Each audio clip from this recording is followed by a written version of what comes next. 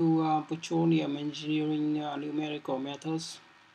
In today's lecture, I'm going to show you how to find root of equations using the bisection method.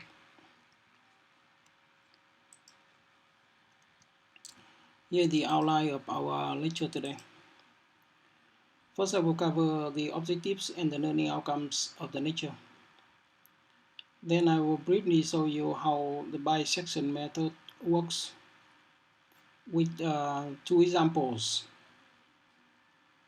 Then I will assign you some homeworks and finally some remarks. The main objectives of my lecture today is to provide you a background of numerical solution of equations using the bisection method. The second objective is to demonstrate how to find root of petroleum engineering related equations using the bisection method. For the learning outcomes, I hope after my lecture you'll be able to formulate the solution of equation using the bisection method and be able to use Excel to construct the solution. So for the introduction, there are many problems in petroleum engineering that require numerical solutions. For example, the jet impact force. This is the big jet impact force is related to flow rate by this equation. If the jet impact force is given, then and if you are asked to find the value of flow rate to achieve that jet impact force, then you have to solve this equation.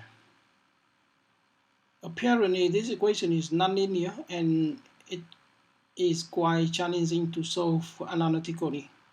So you have to use the numerical method.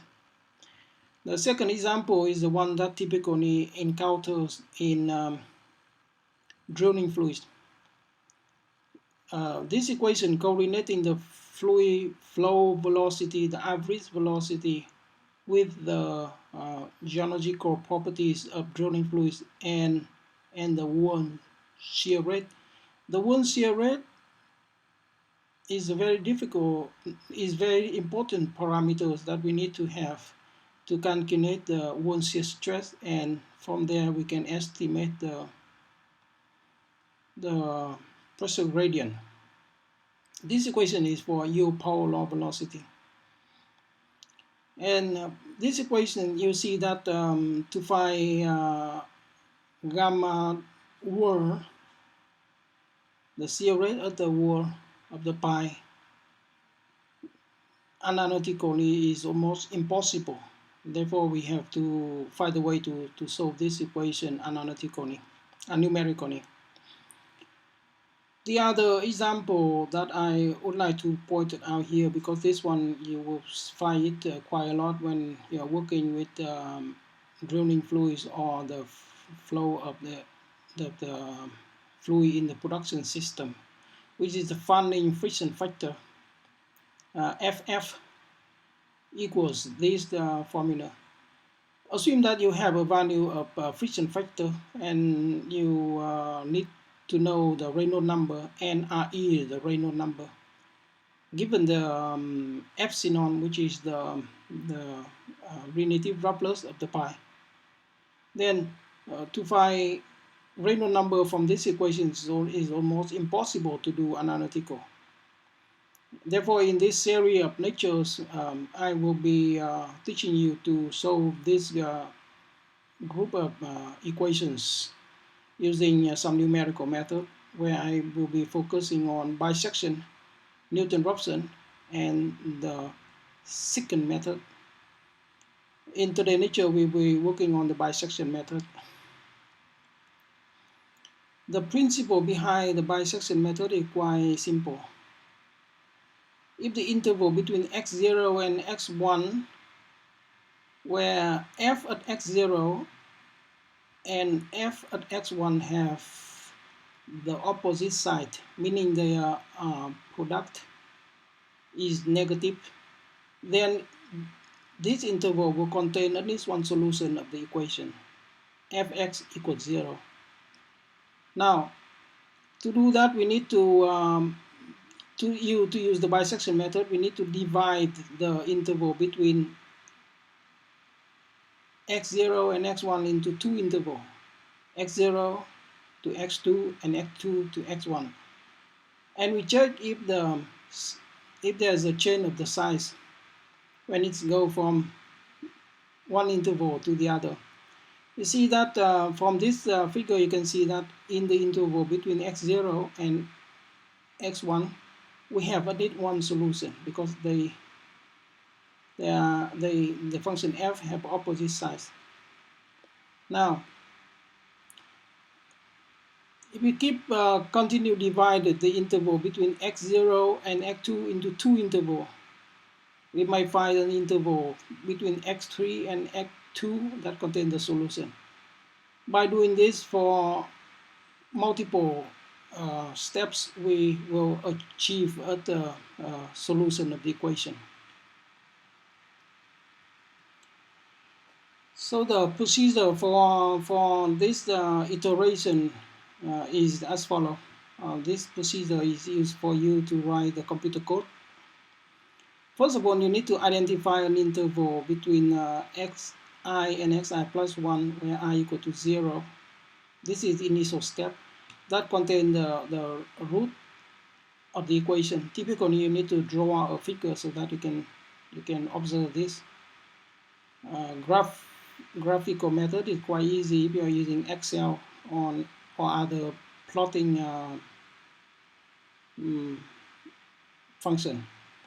Now, the second step, you need to calculate xi plus 2 where equal to this, equal to xi plus 1 divided by 2, and you calculate the value of f at the 3 points, xi plus 1 and xi plus 2. In step number 3, you need to check if fxi times fxi plus 2 is smaller than 0. Then you need to assign xi plus 1 equal to xi plus 2. In the other case, you need to assign xi equal to xi plus 2. After that, you need to check for conversion. If the interval between xi and xi plus 1 is smaller than ternarian, then you need to output the result and end the iteration. Otherwise, you would go to step 2. Now, this method is very straightforward and it's easy to do, and it guarantees the solution in case you be able to find the interval that contains the solution. You should apply this method for guaranteed solution if you can identify the interval that contains the solution. However, this will require a lot of steps to do, and in the next chapter, I will I will show you a better way to achieve solution with fewer steps. For example, we can using the Newton-Raphson method and other methods. Now here is an example of solving this equation. This is a cubic equation. We need to find the value of x so that fx will be equal to 0. By plotting this function, we see that we have a solution in the interval between 1 and 1.25. Then you calculate this f. Apparently, f 1.25 times f 1.125 is negative. They have opposite side. So we assign the value of xi equal to 1.125 and xi plus 1, keep it the same as 1.25. And if you keep doing this, we will obtain a table of value like this, and whenever this one is smaller than tolerant, we will stop the iteration. And you see, if I keep doing this, I will obtain a solution at step number 18. At 1.154, we obtain the solution. The solution x equal to 1.54 is the solution. Now we do a real problem in petroleum engineering. This one is related to drilling fluids. We know that the pressure gradient in the pipe flow of the drilling fluids is calculated from this equation. This one is for yield power law fluids. And the flow rate, or the average flow velocity, is correlated to the Wound shear rate to this equation. Provide all of the input parameters, which is the yield stress, flow consistency index, flow behavior index, and Wound shear rate and pipe radius. You are asked to estimate the frictional pressure loss along the pipe, or in other words, the friction pressure gradient. To solve this problem, you need to solve this equation first to obtain the value of Wound shear rate, and from the Wound shear rate, which all of the other parameters are given. This given. And then from the Wound shear rate, you obtain the Wound shear stress, and from Wound shear stress, you obtain the pressure gradient. That's the basic idea behind this equation. So from that, you can estimate the pressure gradient. So in our engineering, petroleum engineering, this is basically, if I provide you with the rheological properties of drilling fluids and the flow rate of the pump, I ask you how much pressure loss should we expect for 1 meter of drill pipe. From there, we can calculate the pressure loss along the drill pipe and estimate the pressure loss along the circulation system, and to select what kind of pump do we need for this job. So let me construct an Excel solution of this one, so that you can do it by yourself later on. Let me make a new file here. Let's say the first one, I need to provide you with the information of pipe radius,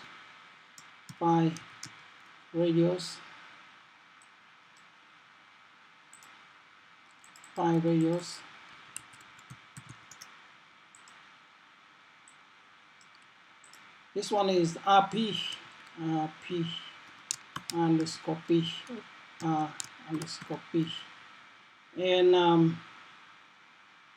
this is equal to 0.0508. You can put the unit here if you want. And I name this one as R underscore P. Now, tau yield power law equal to, in our problem here, it's equal to 8. Well, you can input the unit for it later. Let me put this one as input data. Now, N underscore yield power law equal to 0.6. K underscore yield power law equal to 0.3. And velocity V equal to 1 Now let's put this one, name this one tau yo Paulo. This one is n yo Paulo. This one is k yo Paulo. This one is velocity.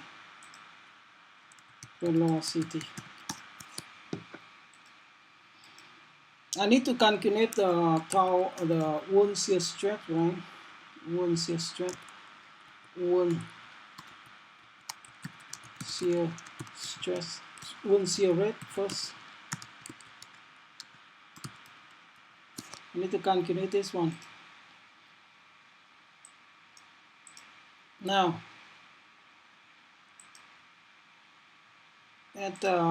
remove this one. I don't even need this one. Put this one here. Okay, this one. Now, let me call this one step number 1. Let's say step 0 is initial step. I need to calculate x. I need to get x I.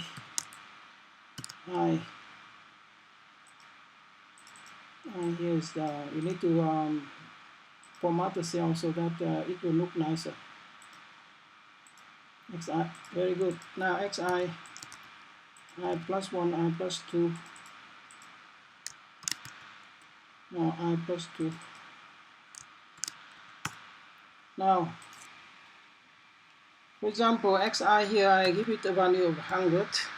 F2, I give it a value of 500 or maybe 200. Now this one will be equals this plus this divided by 2. Now good. Now I already prepare you a function here you can use for obtaining the value of f. This one is f.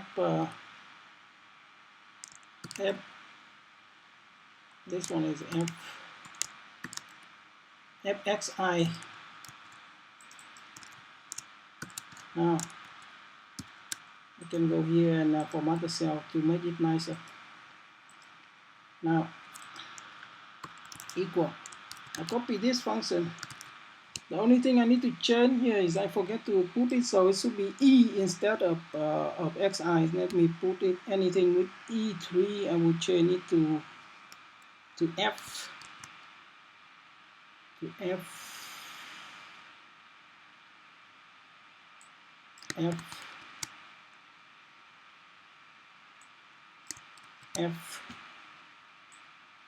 F. Yep, very good. Now that's what I obtain, and so copy this cell, so I calculate fi plus 1, and this one is fi plus 2. To save the time, I already provide this function. For those cells, you can rewrite the function from rewrite this function here. Here I missed one thing, small thing, but because I need to find fx equal to 0, so I need to subtract the value of via velocity here. Yeah, I subtract the velocity and I obtain that one. Same thing, I obtain this, and I need to check this one, subtract this one.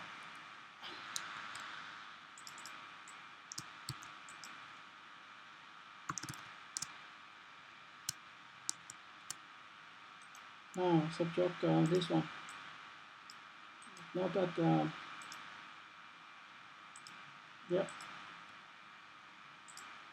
Let's see what's the value. Equal to this one, subtract this one. So if the interval is very large, so it's not converged yet, I will put it here check for conversion. I put a comma here. I write an if function. An if function. If this one smaller than 1 e to the power of -6, then I say yes. Otherwise, I would say no, not convert yet. Yep, it's not convert yet. Now for the next step, step number 1, I see that this one, I will write a function here. If this one times this one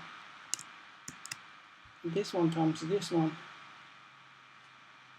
is smaller than 0, then I will take this value. If this one times this one smaller than 0, then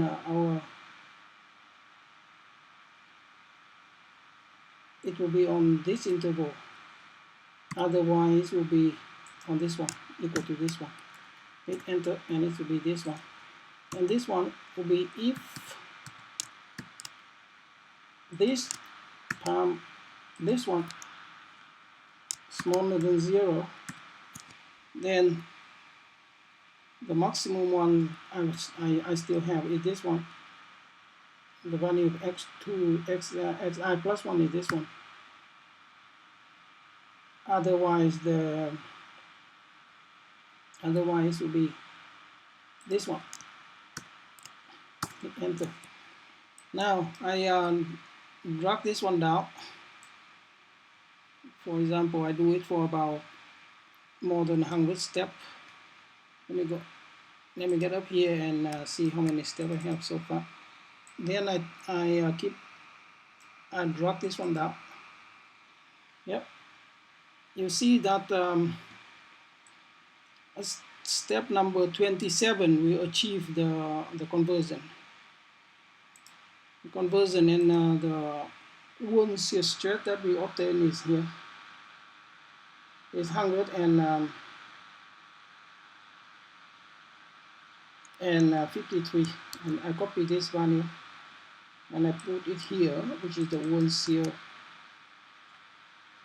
rate that I just obtained, and this one has a unit of 1/second. So the good thing is I identify an interval where I have at least one solution.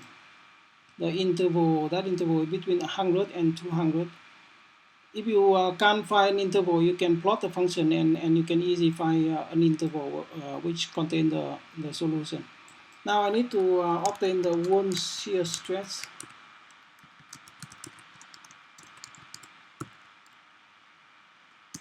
Is what I need to remove one shear here. Now the wound shear stress equal to, first is equal to this one plus k here times wound shear rate to the power of n. Oh, hit enter. It's equal to about 14 Pascal. Then you can calculate the pressure gradient equal to 2 divided by RP times this. So which is our answer is about 557 Pascal per meter. That's the pressure loss when the fluid flow 1 meter along the drilling pipe. Now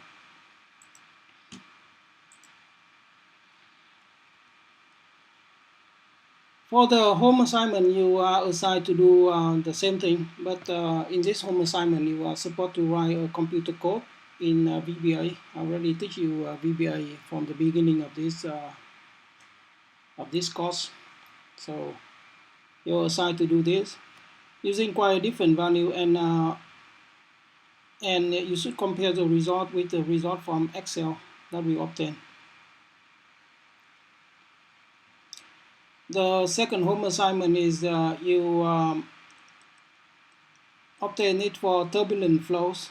I missed a spell here, but it's just fine. For turbulence flow of a Newtonian fluid in pipe, and if I give you the founding friction factor and the Reynolds number, I ask you how to determine the Wool Robles or the relative Wool Robles using the bisection method. And the third example is the same, but instead of determining the Wool Robles, you will be determining the Reynolds number. This is quite straightforward for you to do. So you should be able to do the same way that I did in this exercise. Now for the summary and remarks, first of all, you already know the formulation of the bisection iteration procedure. And I have to emphasize that the bisection method will guarantee you the solution, provided that you have a continuous function and you find the interval that contains the solution. But the drawback of this method is it's very time consuming, because you keep dividing it until you find the solution, and it will depend on the tolerancing. It converges slower than the other methods. The second thing, you already knows the formulation and the procedure to solve the Zoe equation using the bisection method.